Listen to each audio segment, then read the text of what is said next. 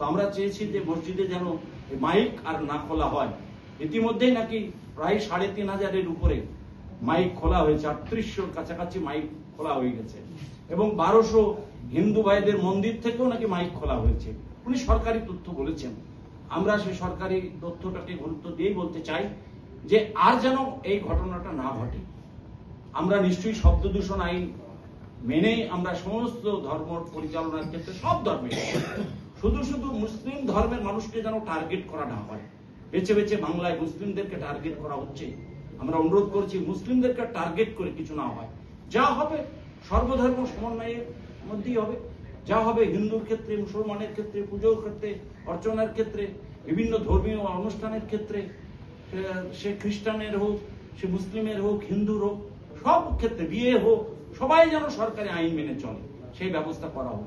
উনিও সেটা গুরুত্ব সহকারে বিবেচনা করার আশ্বাস দিয়েছেন এবং উনি বলেছেন এগুলো নিশ্চয়ই আমরা গুরুত্ব সহকারে এটা দেখব। বেছে বেছে মুসলিম ভাইদের মনে আঘাত লাগে এইরকম কোন সিদ্ধান্ত যেন না হয়।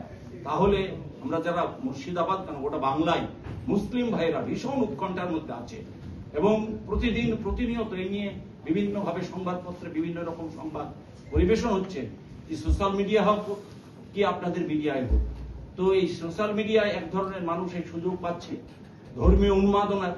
আমরা চাই আমরা সর্বধর্মের মানুষ সমন্বয়ের মধ্য দিয়েই বাংলায় বসবাস করি, সেই সম্প্রীতি আমাদের সকলের বজায় থাক, সেটাই আমাদের সকলের কাছে আবেদন রেখেছি। সেই আবেদনে মাননীয় মুখ্যমন্ত্রীও সাড়া দিয়েছেন যে হ্যাঁ, বেছে বেছে মুসলিম ধর্মের মানুষকে টার্গেট করা হবে না, যা হবে সর্বধর্ম জন্য একই আইন প্রযোজ্য, একইভাবে একই নিয়ম আইন কানুন মেনেই সেটা হবে।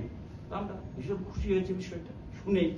পরবর্তী ক্ষেত্রে কোনো মসজিদ থেকে যেন মাইক না নামে সেই জন্য পুলিশ একটা অতিরঞ্জিত ভাবে এই কাজটা করছে। এটা পুলিশকেও আমরা বলতে চাই যে আপনাদেরকে এইভাবে মাইক খোলার কেউ আদেশ দেয়নি। আপনারা নিশ্চয়ই শব্দ দূষণ হচ্ছে কিনা দেখবেন। আপনারা মসজিদে মসজিদে ১ মাস আগে অন্তত পক্ষে একটা বলা উচিত ছিল, যে সময় দেওয়া উচিত ছিল, কিন্তু পুলিশ সেটা করেনি। সে পুলিশ একটু অতিরঞ্জিত ভাবনা নিয়ে মসজিদে মাইক খুলতে লাগলো। এটা কোন ধরনের আদেশ, কোন ধরনের আচরণ? সরকারি কোনো গাইডলাইন থাকলে নিশ্চয়ই বলবেন, আমরা মেনে চলবো। কিন্তু বাংলার পুলিশ আজকে যে আচরণ করছে অত্যন্ত দুর্ভাগ্যজনক, কষ্টদায়ক, পীড়াদায়ক, মুসলিম ভাইদের মনে ভীষণ ভীষণ ভাবে আঘাতপ্রাপ্ত হয়েছে।